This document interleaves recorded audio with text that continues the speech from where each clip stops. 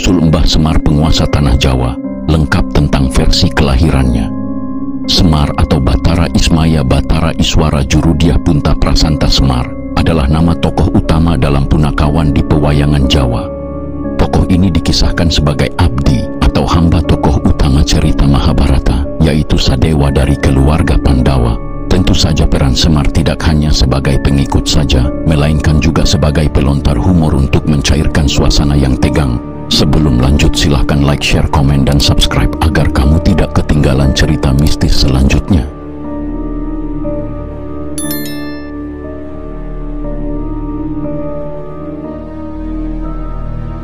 Pada zaman ketika kerajaan-kerajaan Islam berkembang di Pulau Jawa, pewayangan pun dipergunakan sebagai salah satu media dakwah. Kisah-kisah yang dipentaskan masih seputar Mahabharata yang saat itu sudah melekat kuat dalam memori masyarakat Jawa. Salah satu ulama yang terkenal sebagai ahli budaya, misalnya Sunan Kalijaga.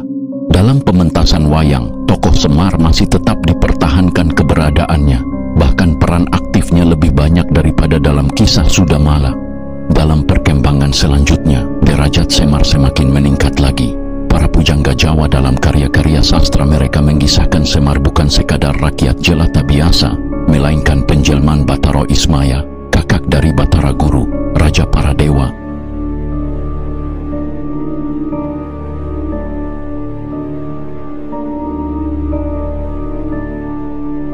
Terdapat beberapa versi tentang kelahiran atau sejarah Semar, namun semuanya menyebut tokoh ini sebagai penjelmaan dewa. Dalam naskah Serat Kanda dikisahkan, penguasa Kahyangan bernama Sanghyang Nurrasa memiliki dua orang putra bernama Sanghyang Tunggal dan Sanghyang Wenang. Karena Sanghyang Tunggal berwajah jelek, maka takhta Kahyangan pun diwariskan kepada Sanghyang Wenang. Dari Sanghyang Wenang kemudian diwariskan kepada putranya yang bernama Batara Guru. Sanghyang Tunggal kemudian menjadi pengasuh para kesatria keturunan Batara Guru dengan nama Semar. Sedangkan dalam naskah Paramayoga dikisahkan Sanghyang Tunggal adalah anak dari Sanghyang Wenang.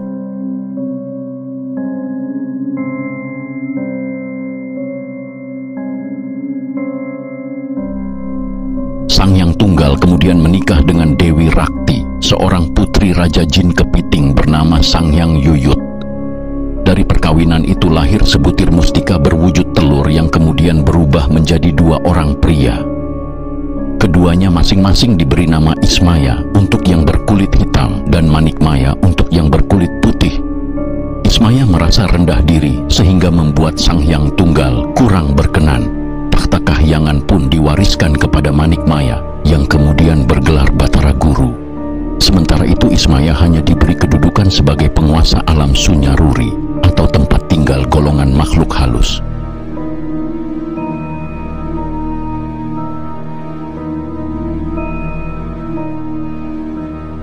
Putra sulung Ismaya yang bernama Batara Wungkuham memiliki anak berbadan bulat bernama Janggan Semarasanta atau disingkat Semar. Ia menjadi pengasuh keturunan Batara Guru yang bernama Resi Manumanasa dan berlanjut sampai ke anak cucunya.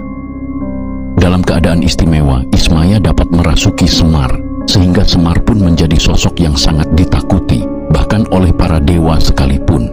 Jadi menurut versi ini, Semar adalah cucu dari Ismaya. Nah, jika dalam naskah Purwakanda dikisahkan, Sanghyang Tunggal memiliki 4 orang putra bernama Batara Pugu, Batara Punggung, Batara Manan, dan Batara Samba.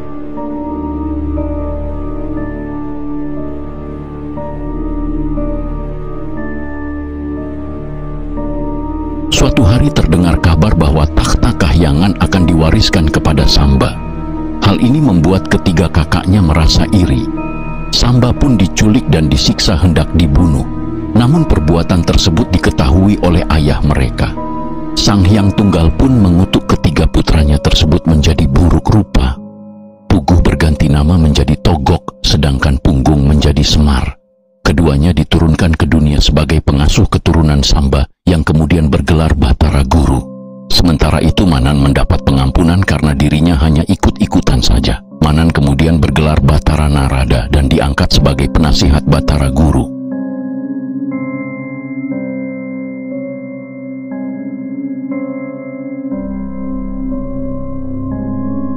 Menurut naskah Purwacarita dikisahkan, Sang Hyang Tunggal menikah dengan Dewi Rekatawati, putra Sang Hyang Rekatatama. Dari perkawinan itu lahir sebutir telur yang bercahaya. Sang Hyang Tunggal dengan perasaan kesal membanting telur itu sehingga pecah menjadi 3 bagian, yaitu cangkang, putih, dan kuning telur. Ketiganya masing-masing menjelma menjadi laki-laki.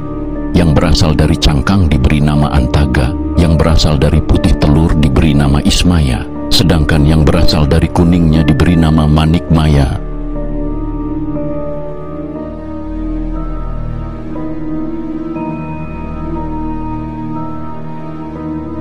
Pada suatu hari, Antaga dan Ismaya berselisih karena masing-masing ingin menjadi pewaris takhta Kahyangan. Keduanya pun mengadakan perlombaan menelan gunung. Antaga berusaha melahap gunung tersebut dengan sekali telan, namun justru mengalami kecelakaan. Mulutnya robek dan matanya melebar. Ismaya menggunakan cara lain, yaitu dengan memakan gunung tersebut sedikit demi sedikit. Setelah melewati beberapa hari, seluruh bagian gunung pun berpindah ke dalam tubuh Ismaya, namun tidak berhasil ia keluarkan. Akibatnya sejak saat itu Ismaya pun bertubuh bulat. Sang Hyang Tunggal murka mengetahui ambisi dan keserakahan kedua putranya itu.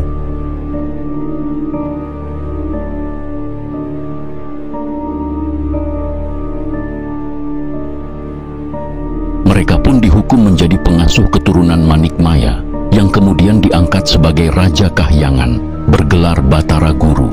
Antaga dan Ismaya pun turun ke dunia, masing-masing memakai nama Togok dan Semar. Meskipun statusnya hanya sebagai abdi, namun keluhurannya sejajar dengan Prabu Kresna dalam kisah Mahabharata.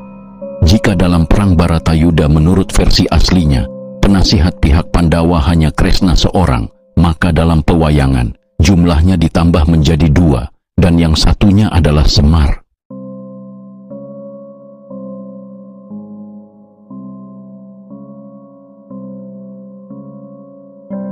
Semar dalam karya sastra hanya ditampilkan sebagai pengasuh keturunan Resi Manu Manasa, terutama para Pandawa yang merupakan tokoh utama kisah Mahabharata.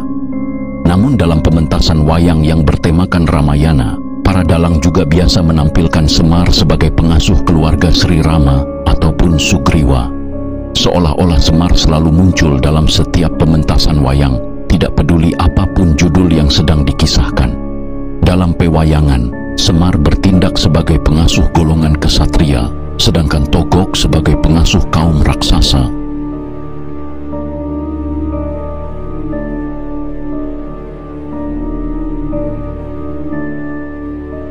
Dapat dipastikan anak asuh Semar selalu dapat mengalahkan anak asuh Togok. Hal ini sesungguhnya merupakan simbol belaka.